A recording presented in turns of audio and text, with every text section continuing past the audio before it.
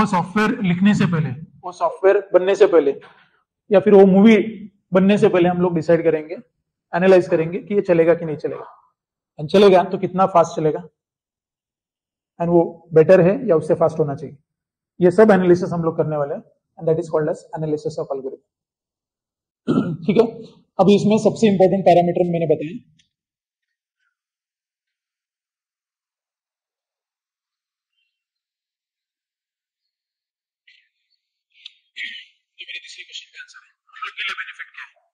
आज मैं इंटरव्यू देने के लिए जाता हूँ, जब भी मेरा खत्म होगा ग्रेजुएशन, ठीक है, तो हम लोग हर एक कंपनी को टच करने वाले हैं।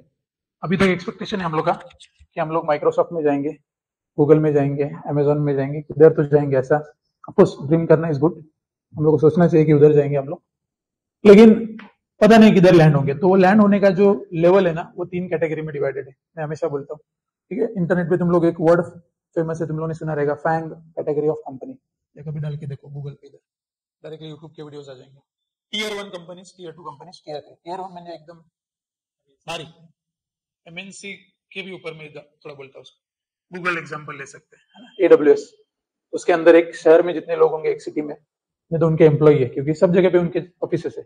इंडिया में गूगल का ऑफिस है, न्यूयॉर्क में है, ठीक है, यूके में है, सब जगह पे उनके ऑफिस है। तो उतने सारे मेंबर्स उनके पास काम में है, तो वो कितना बड़ा कंपनी है, तो उनको मैं टीयर 1 बोल रहा हूँ। सो एडब्ल्यूएस, गूगल, माइक्रोसॉफ्ट, और यूट्यूब तो गूगल पे चला गया, जो भी हम लोग सोचेंगे, ठीक है। So these are tier 1 companies. फिर उसके नीचे आएंगे जो हम लोग एमएनसीज बोल रहे हैं, जैसे हम लोग के पास है टीसीएस है, विप्रो है, इन्फोसिस है, एक्सेंचर बोल सकते हैं, ठीक है। So tier 2 companies. टीयर 3 उसके नीचे आते हैं, जिनका नाम तुम लोग को शायद पता भी नहीं है, लेकिन है, एग्जिस्ट है और अच्छे लेवल पे है। अच्छे लेवल बोलेगा तो मे बी 100 करोड़ 500 करोड़ वाले कंपनीज है, ठीक है, उनका टर्नओवर साल का बोल रहा हूँ। सो उनको मैं टीयर 3 बोल रहा हूँ। टीयर 4 तो हम लोग को पता ही नहीं रहता, मार्केट में बहुत जगह पे ऑफिस है, ठीक है। एंड टीयर 5 उसके भी नीचे थोड़ा एकदम शटर टाइप होता है, शटर ओपन करने का, ऑफिस चालू, एकदम दुकान जैसा ही होता है, लेकिन ऑफिस होता है, कुछ ना कुछ इनकम होता है। सो मैं ये क्यों बोल रहा हूँ, क्योंकि जब तुम लोग सॉफ्टवेयर डेवलपमेंट के बाद जॉब ढूंढने के लिए जाते हो ना, तो ये हर एक ईयर के हिसाब से उनका इंटरव्यू का प्रोसेस अलग अलग। टीयर 1 के बारे में बात करेंगे, जिधर हम लोग जाने के लिए ट्राई कर रहे हैं, वो लोग ये इंटरव्यू नहीं करेंगे कि तुम लोग को जावा आता है कि नहीं आता है, तुम लोग को सी प्रोग्रामिंग आता है कि नहीं आता है, वो आता ही है। जितने लोग लाइन में ना, सबको आता है। मीन्स इंटरव्यू का आज अगर डेट है, जितने लोग लाइन में है सबको जावा आता है एकदम फास्ट। मैं बोलूंगा एक फैक्टोरियल का प्रोग्राम लिखने का है, एक तुम लोग क्या बोलेंगे चैटिंग एप्लीकेशन बनाने का है, तुम लोग और कुछ मैसेजिंग करने का है, सब वो लोग बना देंगे, सब के सब 100 लोग अगर लाइन में है तो। लेकिन उस 100 में से नंबर ऑफ राउंड्स के बाद मैं उन लोगों को सिलेक्ट करूंगा जो उस एप्लीकेशन को इन दोनों पैरामीटर के ऊपर मुझे हेल्प करेंगे सिलेक्ट करने के लिए, कि सबने बनाया, लेकिन इन दोनों का टाइम है ना सबसे कम है, और इन दोनों का जो मेमोरी ऑक्यूपेंसी है ना वो सबसे कम है। क्योंकि आज हम लोग कोई भी ऐसा सॉफ्टवेयर यूज नहीं करेंगे जो सबसे ज्यादा जगह ले रहा है। तुम लोग करोगे यूज, है ना, हम लोग बोलते हैं अरे आज डाउनलोड करने का एक एप्लीकेशन मैंने लिखा, उसका जगह 24 GB लगता है डाउनलोड करने के लिए, तो बोलेंगे नहीं, ये तो हम लोग का डेली का 2 GB का पैक है, हम लोग या 1 GB जो भी रहेगा, इतना हम लोग नहीं डाउनलोड करेंगे। तो भी फ्री वाईफाई मिला तो सोचेंगे, तो वो कंस्ट्रेंट आता है। फिर दूसरा है कि हर एक मोबाइल में फिट नहीं हो सकता, जितना तुम लोग बढ़ाओगे तो कंस्ट्रेंट आ जाएगा, सब मोबाइल में फिट नहीं होगा।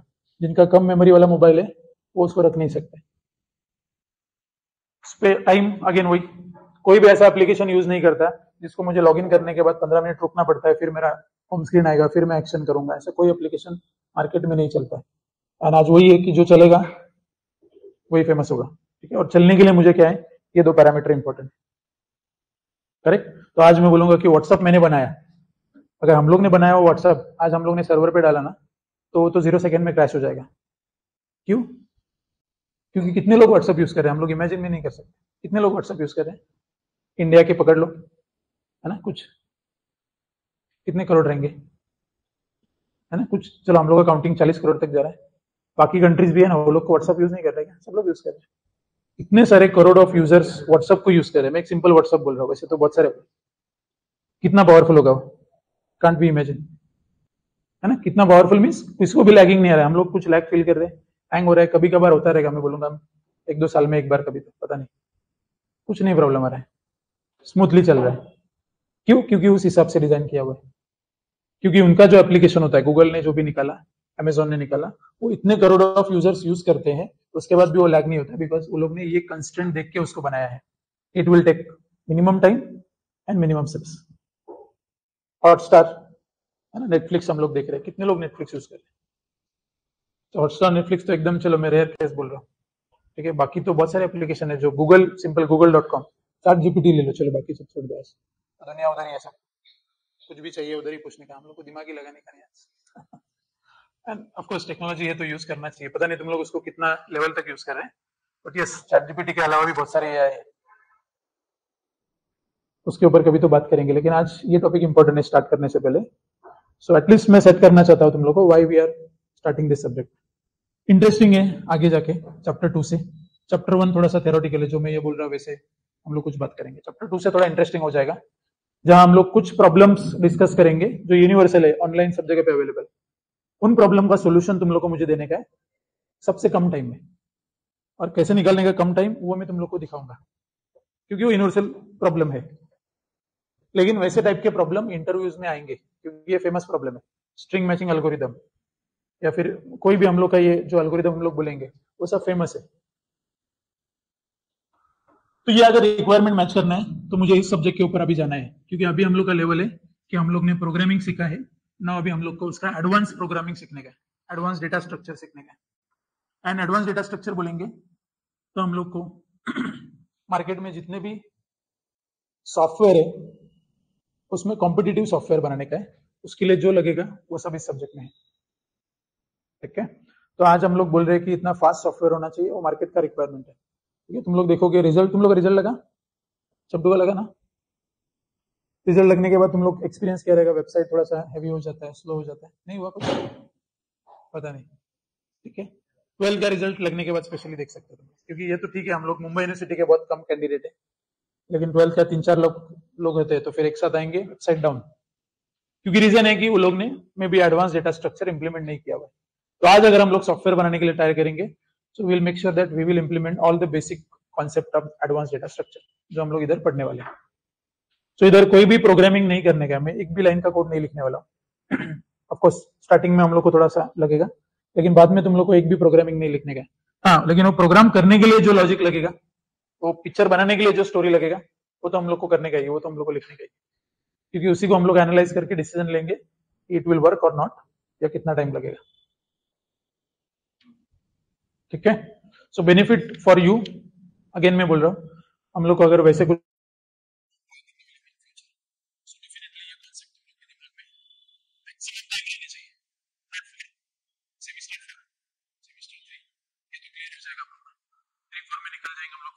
आएगा, फिर 7 8 आएगा, उसके बाद पता नहीं तुम लोग MS करने वाले हो, जो भी करने वाले हो, उसके बाद अगर ये क्वेश्चन आता है तो ये होना चाहिए. गेट के लिए प्रिपेयर करने वाले one of the important subject maths के बाद आता है, तो फिर ये सब कॉन्सेप्ट आएंगे, डेटा स्ट्रक्चर के रहेंगे थोड़े बहुत, इस सब्जेक्ट के रहेंगे वापस. सब जो कॉन्सेप्ट हम लोग आज स्टडी करेंगे या आगे वाले लेक्चर्स में, सब गेट के टॉपिक्स में फेमस टॉपिक्स है. सो गेट प्रिपरेशन करने वाले हैं या Tier 1 कंपनीज में ट्राई करने वाले, तो हम लोग को लगेगा. बाकी Tier 2 के लिए इतना मैं बोलूंगा नहीं लगेगा. Tier 2 में बहुत सारा कैंडिडेट आता है, उसमें से 4-5 लोग क्रीमी लेयर होते हैं जिनको ही आता है, बाकी तो ठीक है, वो लोग सब सॉफ्टवेयर डेवलपमेंट में जाएंगे, लेकिन कितना सॉफ्टवेयर डेवलप करेंगे पता नहीं. आधे सॉफ्टवेयर डेवलपर तो बस डिबगर होते हैं. डिबगर बोलेगा तो इश्यू आया बग तो ही सॉल्व करने का, नहीं तो आराम बस बैठने का. इतना भी आराम नहीं होता, इश्यू तो चालू रहता है छोटा. लेकिन मैं पूरा पेज नहीं बना रहा हूँ, मैं पूरा सॉफ्टवेयर नहीं बना रहा हूँ, उस पूरे सॉफ्टवेयर में चलते चलते किधर तो एक प्रॉब्लम आया, उसको बस मैं टिक करूंगा. तो ऐसे भी होते हैं. सो वो सब डिवाइडेशन बाद में होगा, लेकिन हम लोग ट्राई करेंगे लेवल 1 के लिए, एंड जिसके लिए सब्जेक्ट सीखने का हम लोग. ठीक है. और इसका शुरुआत में करूंगा एल्गोरिदम से.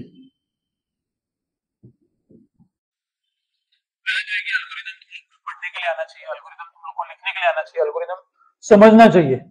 क्या प्रॉब्लम पता है एल्गोरिदम में? प्रोग्राम समझ में आ जाता है कभी कभी, प्रोग्राम लिखना कभी कभी इजी होता है, लेकिन एल्गोरिदम लिखना इजी नहीं है, क्योंकि इधर हम लोग स्टेप बाय स्टेप लिखेंगे क्या करने वाले हैं, तो वो थोड़ा सा डिफिकल्ट हो जाता है. तो पहला हम लोग एल्गोरिदम समझ लेते हैं. ठीक है. So what is algorithm?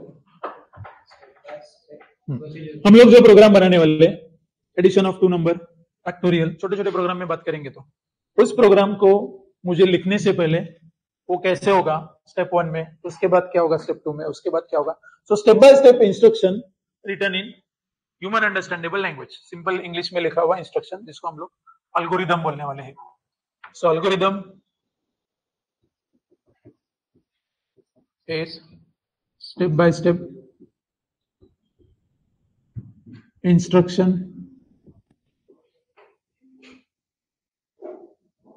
written in human understandable language.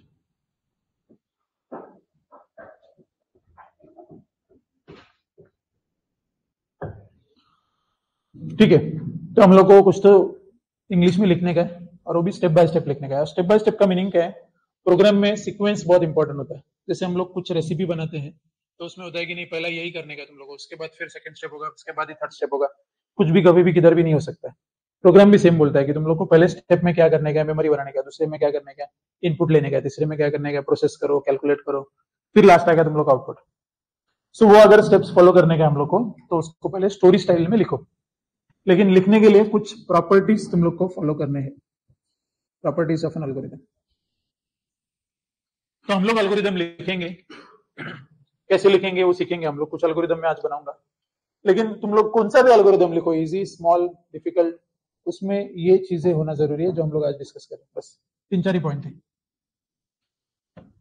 ठीक है, एल्गोरिथम में नॉन एम्बिग्यूटी मीनिंग समझाता हूं मैं क्या. एल्गोरिथम मीन्स हम लोग क्या इंग्लिश में लिखने वाले है ना, क्या क्या करने का.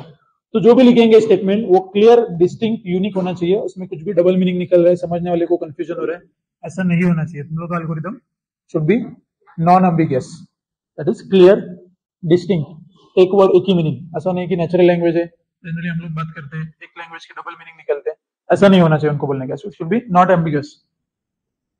सो क्लियर एंड डिस्टिंक्ट स्टेटमेंट.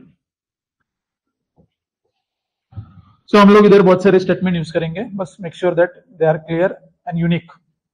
दूसरा,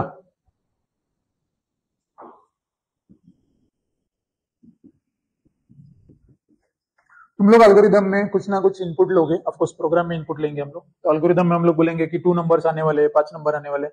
सो इनपुट क्या आने वाला है एंड आउटपुट क्या मिलने वाला है, उसका क्लियर इंडिकेशन होना चाहिए. तो कौन सा भी एल्गोरिदम लिखेंगे हम लोग, so clear indication for number of input and output.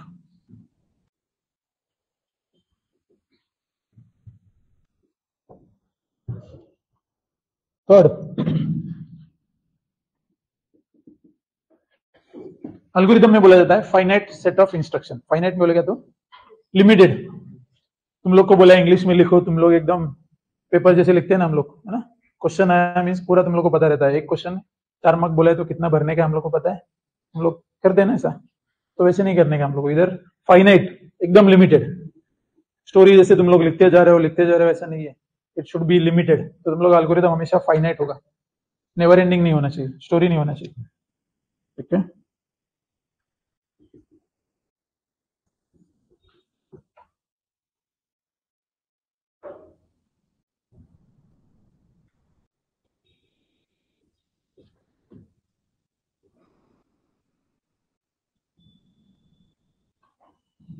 Small बोलने से अच्छा मैं उसको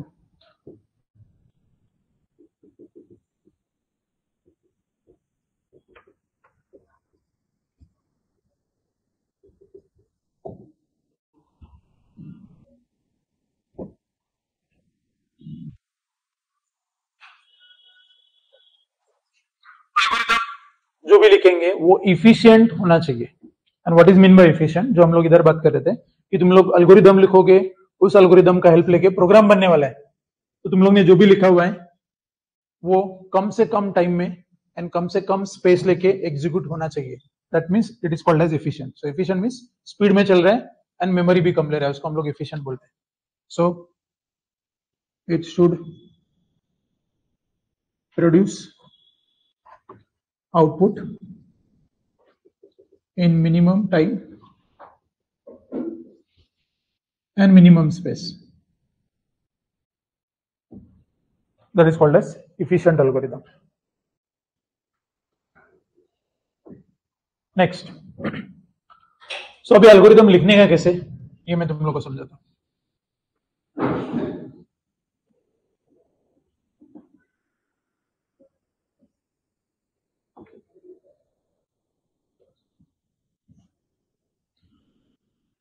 देखो एक बार हम लोग को एल्गोरिदम तो ये सब्जेक्ट में लिखना पड़ेगा. सो एल्गोरिदम लिखने के लिए algorithm is divided into two parts. One is head and दूसरा है बॉडी.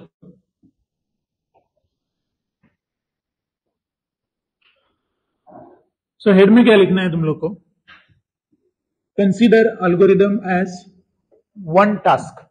तुम लोग को मैंने बोला है फैक्टोरियल निकालने का, तुम लोग को बोला है मैं जो एडिशन करने का, तुम लोग को मैंने बोला है फिबोनाची करने का, फैक्टोरियल करने का. वो एक टास्क है तुम लोग के लिए. एक प्रोग्राम में एक ही टास्क होता है ऐसा नहीं है. समझो मेरा कैलकुलेटर वाला प्रोग्राम है, तो कैलकुलेटर में एडिशन भी है, सब्ट्रैक्शन भी है, मल्टीप्लिकेशन भी है, डिवीजन भी है, 4-5 टास्क तो इधर ही हो गए. सो एक एल्गोरिदम एक टास्क होता है. तो हेड सेक्शन में हम लोग को उस एल्गोरिदम का टास्क लिखने के लिए एल्गोरिदम ऐसा हम लोग को कीवर्ड लिखने का है, followed by name of algorithm.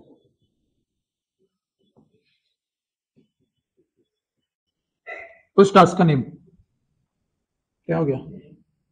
Then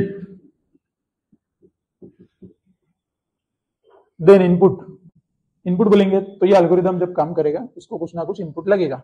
so input can be 2 number, input can be 1 number, array कुछ भी हो सकता है. सो जो भी इनपुट आएगा उसको हम लोग प्रोसेस करेंगे. सो यहाँ पे इनपुट स्पेसिफाई होगा. उसके बाद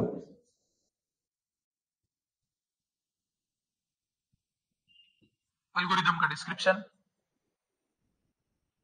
एल्गोरिदम में क्या इनपुट आने वाला है, एल्गोरिदम में क्या आउटपुट मिलने वाला है, ये तुम लोग को कमेंट करके बताने का है. ये होगा तुम लोग का हेडर सेक्शन. ठीक है, मैं एग्जांपल दूंगा. अभी बस फॉर्मेट हम लोग लिख रहे हैं. तो जब भी एल्गोरिदम लिखूंगा मुझे दोनों सेक्शन लिखने का. पहले सेक्शन में एल्गोरिदम कंपलसरी लिखने का. एल्गोरिदम को कुछ भी नाम दे सकते हैं, फैक्टोरियल, प्राइम नंबर, जो भी तुम लोग करने वाले हैं. उसमें कुछ इनपुट आने वाला है. तो इधर हम लोग ये लाइन मारा है, इसको बोलते हैं हम लोग कमेंट. प्रोग्रामिंग में अगर समझते हो तो ये वाला लाइन जनरली एग्जीक्यूट नहीं होता है, कमेंट लाइन बोलते हैं इसको. सो इधर तुम लोग को कमेंट में डिस्क्रिप्शन देने का है कि वो एल्गोरिदम क्या करने वाला है, उसमें कितना इनपुट आने वाला है, जो हम लोग ने इधर बोला था क्लियर इंडिकेशन ऑफ, फिर आउटपुट क्या मिलने वाला है. देन आता है body section.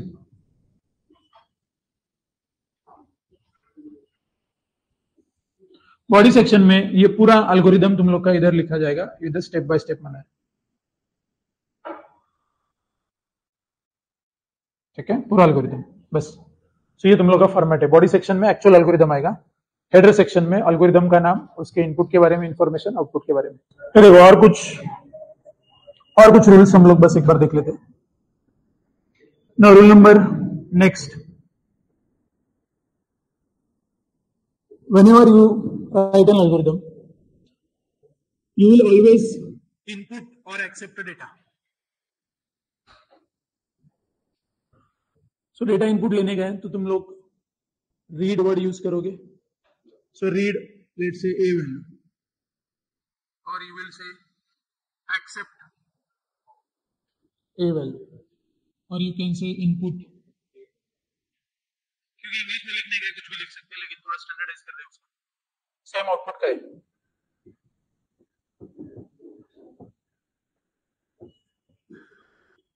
Right,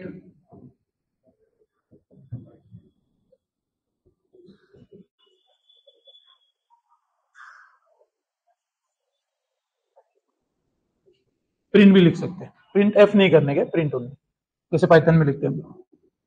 next, conditional statement. किधर भी तुम लोग इफ एल्स ऐसा कुछ यूज करोगे तो इफ लिखेंगे, उसके बाजू में कंडीशन आएगा, इफ कंडीशन एंड करने का. ठीक है, करली ब्रैकेट होता ही नहीं इधर, हम लोग को एंड ये कीवर्ड डालने का. इफ एल्स होगा तो if condition 1 else condition two end, ऐसा हम लोग करेंगे। अगर मैं फॉर लूप यूज कर रहा हूं तो फॉर लिखने का स्टाइल है for variable arrow start to end. ठीक है, एक मेमोरी बनाएंगे हम लोग और उस मेमोरी में ना स्टोर करेंगे स्टार्ट टू एंड। इधर लिखने का है डू, जो भी तुम लोग का टास्क है स्टेटमेंट है वो इधर लिखो।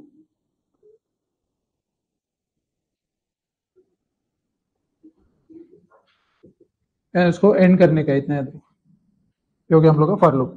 सो इफ एल्स फॉर, और एक आएगा while.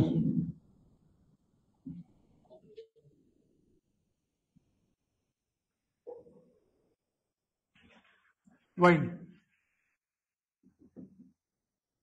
Condition do statement and. ठीक है, तो ऐसा हो सकता है कि तुम लोग को ये सब स्टेटमेंट यूज करने पड़ेंगे। ठीक है, इनपुट आउटपुट तो ठीक है, लेकिन कंडीशनल तो ये स्टाइल में लिखने का तुम लोग वो बस एक बार लिख लो। एल्गोरिदम हम लोग ट्राई करके देखते हैं। चलो, एल्गोरिदम क्या होता है, कैसे लिखने का ये समझा, लेकिन एक बार ट्राई कर देंगे हम लोग लिख सकते कि नहीं। तो एकदम बेसिक एल्गोरिदम में दिखता था, क्योंकि हम लोग को एल्गोरिदम कैसे लिखने का ये समझने का है। प्रोग्राम इज नॉट इंपॉर्टेंट, ये एग्जाम में नहीं आने वाला है। ठीक है, तो वही प्रोग्राम जो हम लोग ने कभी तो सीखे हैं, पता है हम लोग को, उसमें से एडिशन को लेता हूं मैं। चलो, एडिशन ऑफ टू नंबर। ठीक है, ऐसा क्वेश्चन आएगा नहीं, लेकिन समझने के लिए। सो अगर एल्गोरिदम बनाने का इसका, तो एल्गोरिदम का मेरा स्टाइल था, एक हेडर है एक बॉडी है। सो हेडर लिखने का स्टाइल है algorithm followed by name of algorithm. So name let's say add, फिर उसमें इनपुट आने वाला है। So input will be two number, let's say मैं ए बी। फिर इधर आएगा तुम लोग का डिस्क्रिप्शन।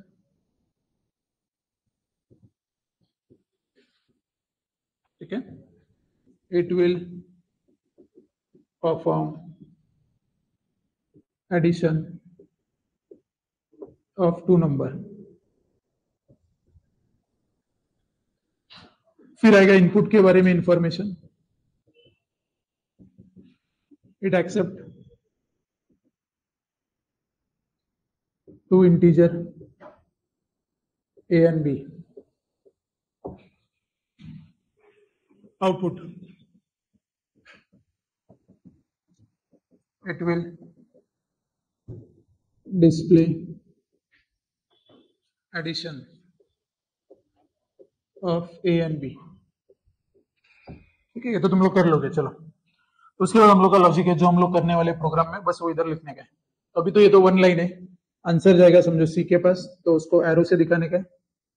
क्वेश्चन है ए प्लस बी, आंसर आएगा सी के पास। सी को बस डिस्प्ले करो, डिस्प्ले करने के लिए यू कैन राइट प्रिंट और डिस्प्ले और पुट वट एवर यू से। ठीक है, बस ये एल्गोरिदम हो गया तुम लोग। ठीक है, तो बस लॉजिक के ऊपर फोकस करने का है, क्योंकि आज हम लोग को सिंटेक्स नहीं सीखने का है। हम लोग को ब्रैकेट किधर डालने का है, सेमीकोलन लिखने का है, वॉइड मेन लिखने का है, नहीं लिखने का है। No focus, we just how to focus कि ये इंप्रूव कैसे करेगा मेरा टाइम। तो अभी एकदम बेसिकली है, इसलिए दो लाइन में खत्म हो गया, लेकिन सोचना पड़ेगा। तो और एक एग्जांपल लेते हैं फैक्टोरियल का, थोड़ा सा लूप वाले स्टाइल में देखते हैं। फैक्टोरियल निकालने के लिए बोला।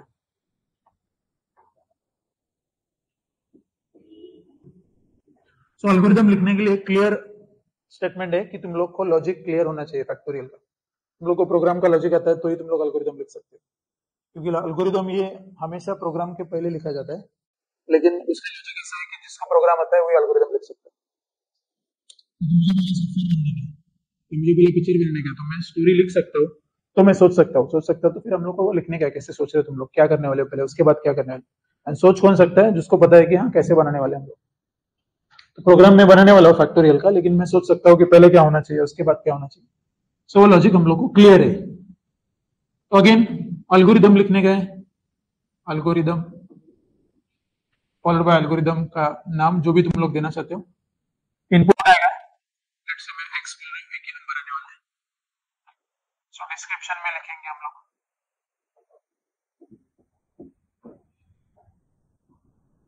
it will find factorial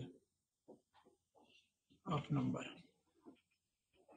ठीक है, इनपुट क्या लेंगे एंड आउटपुट क्या लेंगे. सो input it accept one integer value x. Output क्या निकालेंगे हम लोग. It will display factorial of x.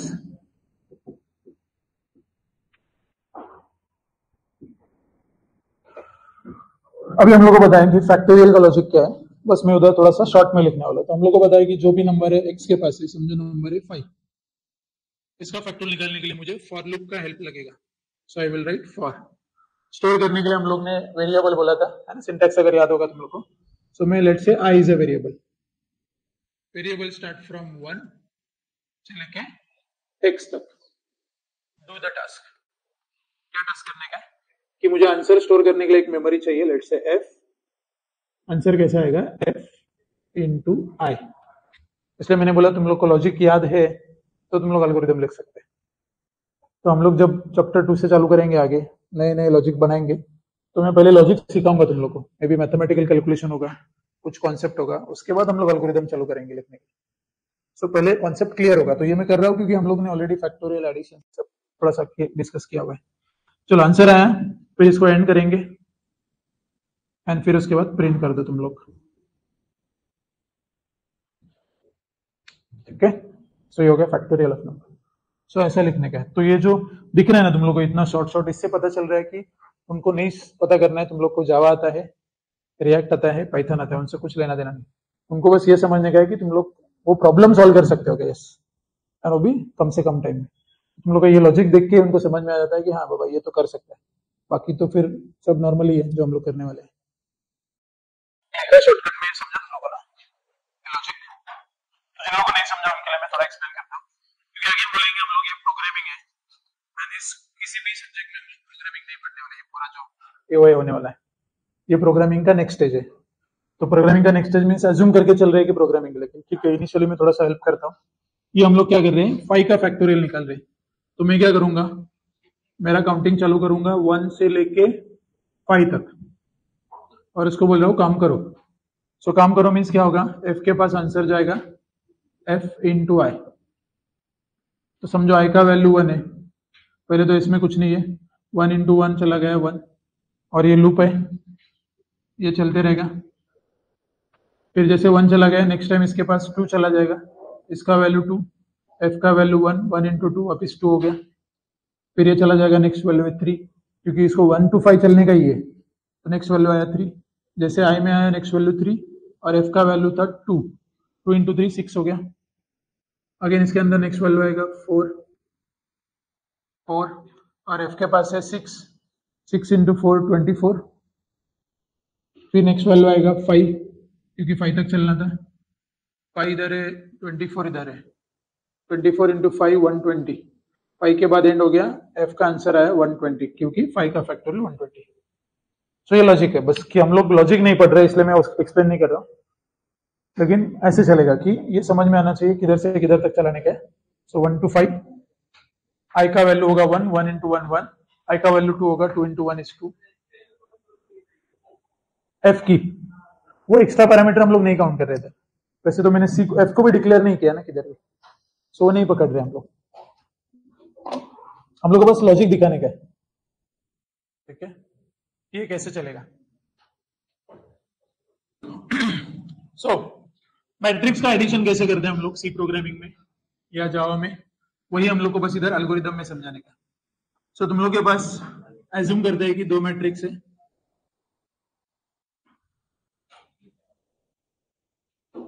Plus करने वाले दूसरे मैट्रिक्स के साथ.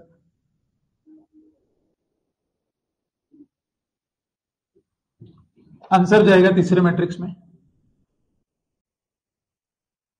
जिसको मैं सी बोल रहा हूं. तो मैं इसका एल्गोरिथम कैसे लिखूंगा, directly heading algorithm followed by name of algorithm. Let's say add में मैं 2 मैट्रिक्स ले रहा हूं, एक ए ठीक है, एक बी, ये दिखाने का जरूरत नहीं है, बॉक्स ब्रैकेट, बस तुम लोग को समझाने के लिए दिखा रहा हूं मैं। सो मैट्रिक्स बोलेंगे तो तुम लोग को पता है मैट्रिक्स का डेटा रो एंड कॉलम में स्टोर होता है। सो ये 2 डायमेंशनल मैट्रिक्स है, बराबर ना, इधर एक डेटा स्टोर है, इधर एक, इधर एक, इधर एक। सो हम लोग बोल रहे हैं 1 1 1 2 2 1 2 2। सो कौन से बॉक्स में डेटा स्टोर किया हुआ है, तो उसको हम लोग 2 डायमेंशनल बोल रहे हैं। तो ये जो है वो इन्फॉर्मेशन इधर स्टोर होता है और ये जो है वो इन्फॉर्मेशन इधर। तो 1 1 बोलेंगे तो ये आएगा, फिर हम लोग 1 2 बोलेंगे तो ये आएगा, 2 2 बोलेंगे तो ये आएगा। सो इसके लिए वो डबल बॉक्स दिखाया हम लोग ने। अगेन ये एरे का पार्ट है ना, हम लोग ने प्रोग्रामिंग नहीं करने का, लेकिन थोड़ा थोड़ा समझने का है। फिर एल्गोरिथम में डिस्क्रिप्शंस इंपॉर्टेंट है, वो तुम लोग दे सकते हो। It will add 2 matrix, input it accept 2 array A and B, output it will display addition of A and B।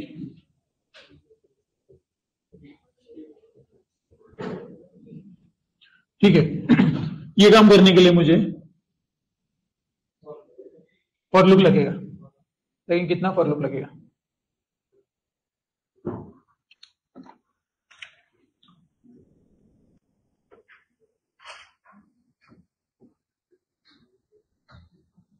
देखो कैसे होता है, ये जो है ना इसको हम लोग रो बोलते हैं, रो 0 रो 1। रो का कैलकुलेशन करने के लिए एक फॉर लूप लगेगा, एक फॉर लूप, सॉरी, ठीक है, जो रो का कैलकुलेशन करेगा। तो रो किधर से स्टार्ट हो रहा है, समझो 0, एंड किधर हो रहा है, समझो 1, 2 इंटू 2 मैट्रिक्स है। उसके बाद 0 रो के अंदर फिर कॉलम भी है, उसके लिए और एक फॉर लूप। वो किधर से स्टार्ट हो रहा है, 0, इधर तक जा रहा है 1। फिर रो का इंफॉर्मेशन हो गया, कॉलम का इंफॉर्मेशन हो गया। उसके बाद हम लोग का लॉजिक आएगा कि वैल्यू किसके पास जाने वाला है, सी के पास। किसके पास है, ए के पास है, प्लस होगा बी का। फिर इसको एंड करेंगे, इसको एंड करेंगे। तो मैं क्या कर रहा हूं, देखो, आई जे, ऐसा क्यों लिख रहा हूं मैं, क्योंकि तुम लोग को पता है फॉर लूप जब स्टार्ट होता है आई का वैल्यू 0 अंदर आएगा, फिर जे भी स्टार्ट हो जाएगा, जे का वैल्यू 0। सो आई 0 जे 0, तो इधर भी 0 0 0 0। तो क्या कर रहा है, ए का 0 0, ए का 0 0 कौन है, 1, प्लस बी का 0 0 4, 1 प्लस 4 किधर जाएगा, सी के 0 0 में, सी के 0 0 में इधर जाएगा 5, है ना। उसके बाद क्या होगा, वापिस अंदर वाला पहले प्लस होता है, 0 का इधर हो जाएगा 1, 0 था ना, फिर 1 हो जाएगा। तो अभी बस जे का वैल्यू चेंज करो, ओनली जे का वैल्यू। फिर ए का 0 1, ए का 0 1, तो बी का 0 1 0 1 0, 2 प्लस 0 2 किधर जाएगा, सी के 0 1 में, 0 1 इधर जाएगा, 2 प्लस 0 इज 2। तो वही कर रहे हैं हम लोग एडिशन, बस with the help of program. और एक बार रन करता हूं, फिर ये रन होगा ना, तो ये 1 के आगे नहीं जा सकता, क्योंकि इसको बोला था 0 to 1, तो ये खत्म हो जाएगा। फिर ये बाहर वाला इसके पास लेके जाएगा उसको। सो आई 0 था, नेक्स्ट नंबर आ गया 1। सो जैसे आई चेंज हो गया, जे वापिस रिस्टार्ट होगा 0 से, ये वापिस 0 हो गया अभी। सो वैल्यू चेंज करते हैं हम लोग, आई का वैल्यू 1 है, इधर आने के बाद जे का वैल्यू रिस्टार्ट हो गया 0। तो अभी ए का 1 0, ए का 1 0, ये देखो ये 3, बी का 1 0 1 0 2, 3 + 2 आंसर इज 5. सी के 10 में जाएगा, सी का 10 में इधर जाएगा. अगेन ये प्लस प्लस, ये 0 था, 0 से आगे चला गया 1, तो जे चेंज करो बस. ए का 1 1, ए का 1 1 4, बी का 1 1 3, आंसर है 7. सी के 1 1 में 7 चला जाएगा, सी के 1 1 में 7. ये तुम लोग का ऐसा होगा. ठीक है. एंड एल्गोरिदम में आउटपुट नहीं दिखाया तो भी चल जाता है, क्योंकि तुम लोग इसको फंक्शन जैसा ट्रीट कर रहे हो कि आने के बाद तुम लोग इसको ऐसे भी लिख सकते हो, रिटर्न सी. आंसर तुम लोगों ने रिटर्न दे दिया. या फिर तुम लोग प्रिंट भी कर सकते हो. बस इसका प्रिंट ऐसे नहीं होगा जैसे हम लोग ने अभी लिखा था. प्रिंट सी नहीं लिख सकते तुम लोग इधर, बराबर ना? क्यों? क्योंकि सी के पास कितना वैल्यू होगा? एक मैट्रिक्स बोलेगा तो 2x2 का मैट्रिक्स है, तो सी के पास 1 2 3 4 4 वैल्यू होगा. 4 वैल्यू एक प्रिंट से प्रिंट नहीं होगा, उसको फॉर लूप में प्रिंट करना पड़ेगा 4 बार. ठीक है. इसलिए मैं बोल रहा हूं simple is return C. You can write return C. And दूसरा ऑप्शन है फिर फॉर लूप लिखो.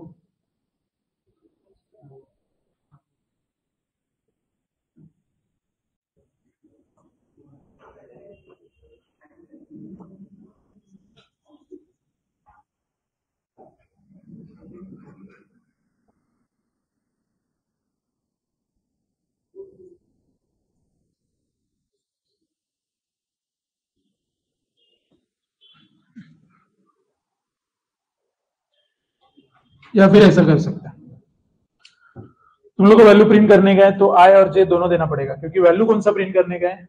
5. 5 कैसे बताएंगे? 0 रो 0 कॉलम. मुझे अगर 7 प्रिंट करने का तो मुझे बोलना पड़ेगा 1 रो 1 कॉलम. इसलिए मुझे ये 2 फॉर लूप वापिस कॉपी पेस्ट करने पड़ेंगे और उसके अंदर प्रिंट. तो इसलिए मैंने तुम लोग को इजीएस्ट मेथड बताया. ऐसा कुछ सिचुएशन हो जाएगा, you directly right return answer, whatever is the answer, चलेगा, वो भी राइट है. ठीक है. तुम लोग के लिए बोल रहा हूँ बस, सेफर साइड. मैंने चैप्टर का नाम लिखा नहीं, लेकिन we are at introduction to AOA. हम लोग इंट्रो पहला चैप्टर चालू किया हुआ है. जो मैंने बोला फर्स्ट चैप्टर हम लोग बस डिस्कस करेंगे, समझेंगे एनालिसिस क्या होता है, थ्योरेटिकल क्वेश्चन इसमें से आते हैं.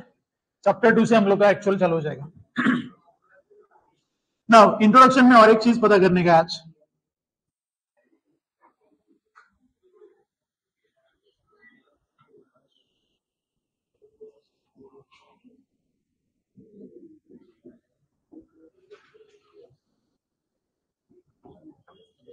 चलो एक लेवल तो हम लोग ने क्लियर कर लिया. कौन सा? कि एज्यूम कर देंगे एल्गोरिदम लिखने के लिए आता है, कि हम लोग लिखेंगे कॉम्प्लेक्स एल्गोरिदम. मैंने बस सैंपल बताया कि लिखने का कैसे. अभी उसका इफिशियंसी जज करने के, मेजर करने के हम लोग को. तो what is efficiency? Efficiency measure करने के दो ही ऑप्शंस थे, हम लोग ने डिस्कस किए थे. एक है मैं उसका स्पेस मेजर करूंगा, एक है मैं उसका टाइम मेजर करूंगा. So efficiency of an algorithm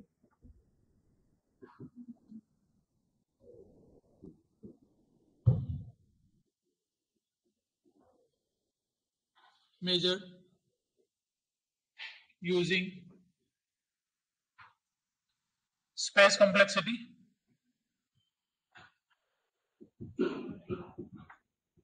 and time complexity. ये दो फैक्टर से हम लोग मेजर करेंगे. सो ये फैक्टर्स एक बार समझ लेते हैं. पहले space complexity.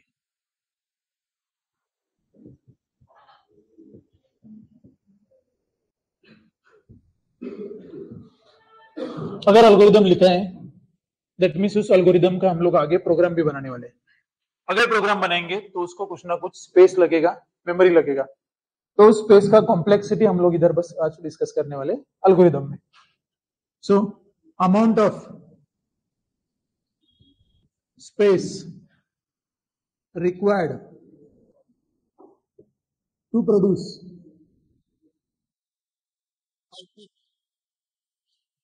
is called space complexity.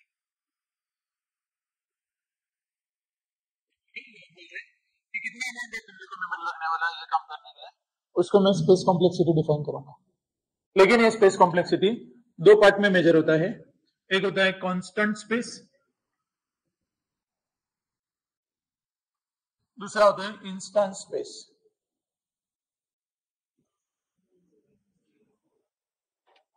Constant space means अगर मेरा प्रोग्राम रन होगा तो प्रोग्राम को एटलीस्ट वो प्रोग्राम का जो स्टेटमेंट है उसको लिखने के लिए तो मेमोरी लगने वाला है, राइट। उस प्रोग्राम में हम लोग बेसिक कुछ वेरिएबल क्रिएट करेंगे।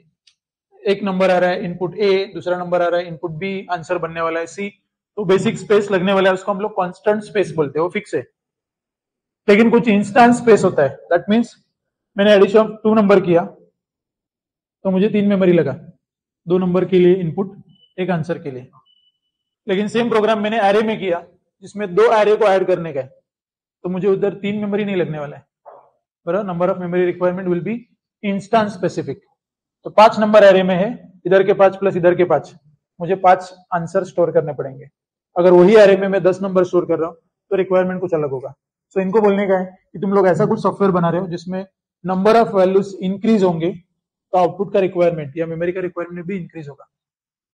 जैसे हम लोग बोल रहे हैं कि चलो हम लोग ने एक मोबाइल डिवाइस खरीद लिया, आज हम लोग बोल रहे हैं कि मेरे बस 100 कॉन्टैक्ट्स है बस, तो 100 कॉन्टैक्ट स्टोर करने के लिए मुझे इतना मेमोरी चाहिए।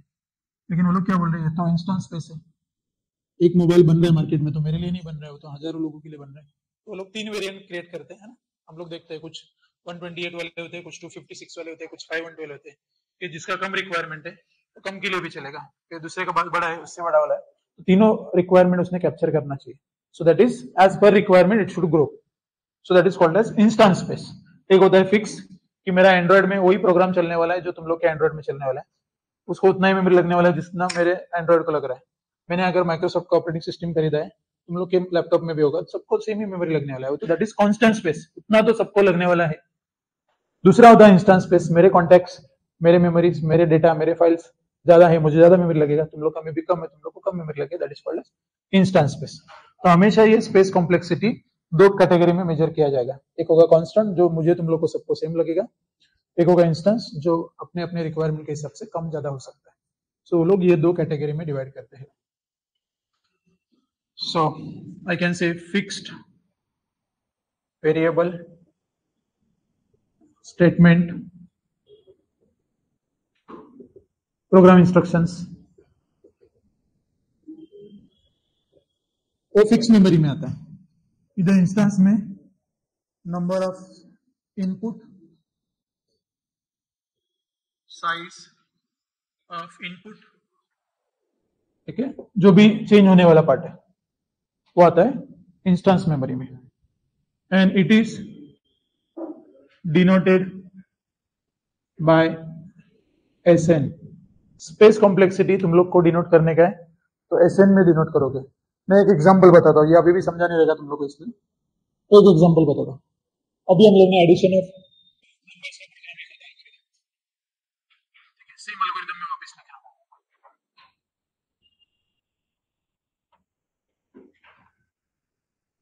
इधर हम लोग का डिस्क्रिप्शन था, अभी वापस नहीं लिख रहा हूँ। फिर हम लोग का इनपुट था,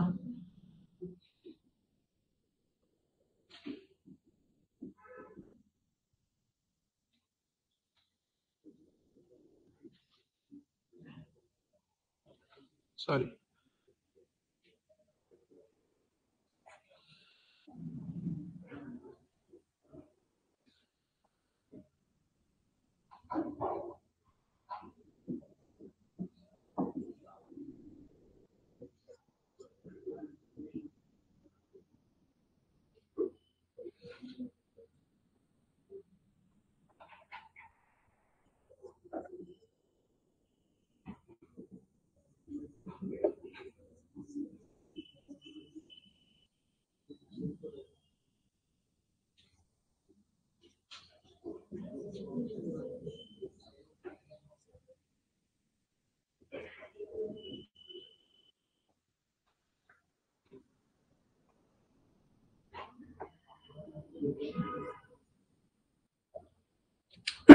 देखो 2 एल्गोरिथम है, जस्ट ये कॉन्सेप्ट समझने के लिए। हम लोग बोल रहे हैं कि स्पेस कॉम्प्लेक्सिटी अगर किसी भी एल्गोरिथम का कैलकुलेट करने का है तो मुझे बस एक याद रखने का है, नंबर ऑफ मेमोरी रिक्वायर्ड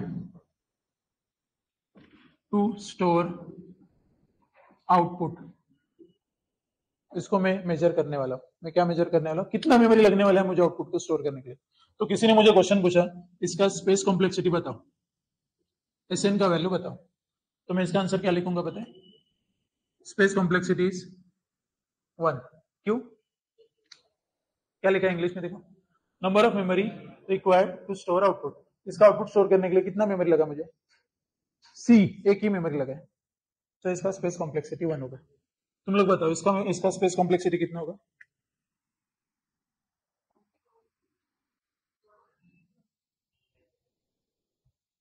कितना होगा? 2, 5, 1 रिक्वायरमेंट के हिसाब से। और कुछ आंसर? देखो, रिक्वायरमेंट के हिसाब से हम लोग बोल सकते हैं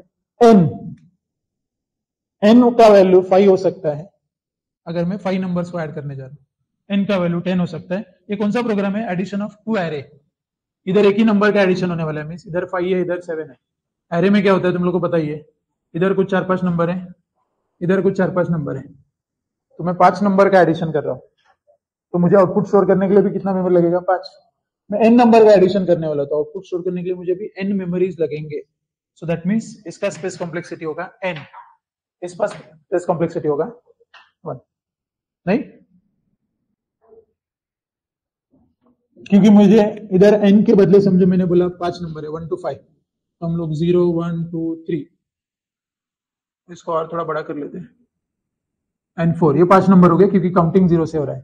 तो इधर 5 नंबर है, तो 0 1 2 3 4, इधर भी 5 नंबर है, तो ए के पास 5 है, बी के पास 5 है, तो सी के पास भी उतने ही नंबर लगेंगे हम लोग, तो वो सी स्टोर कर सकते हैं। तो सी बाई डिफॉल्ट क्या बनेगा? 5 नंबर वाला,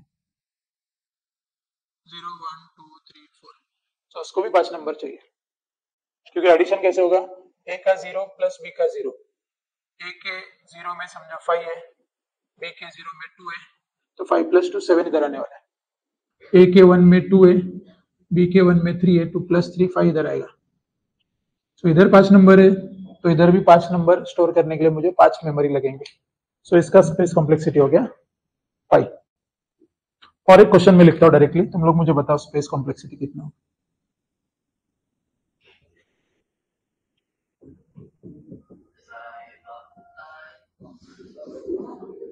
कौन सा वाला में हुआ ये?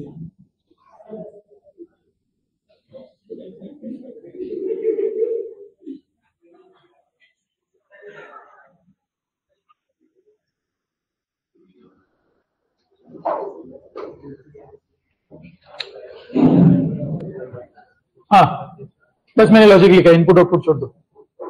कितना मेमोरी लगेगा? ये प्रोग्राम क्या बोल रहे हैं? एरे के पास 5 नंबर है,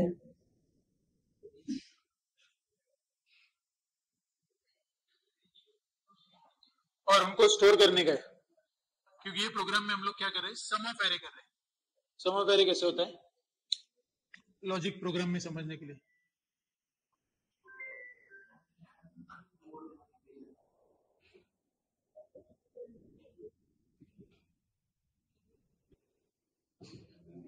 देखो, प्रोग्राम में समझने के लिए, ए ऑफ आई के पास आई का वैल्यू 0 है, समझो। ए ऑफ 0 के पास 5 वैल्यू है, 5 प्लस इधर कुछ नहीं है, 5 + 0 इधर आएगा 5, फिर ये थोड़े टाइम के बाद 1 हो जाएगा। फिर ए ऑफ 1 में कौन सा वैल्यू है? 2। सी के पास कौन सा वैल्यू है? 5। 5 + 2 7 हो जाएगा। हम लोग बेसिकली सबका एडिशन कर रहे हैं। फिर इसके पास आएगा वैल्यू 2।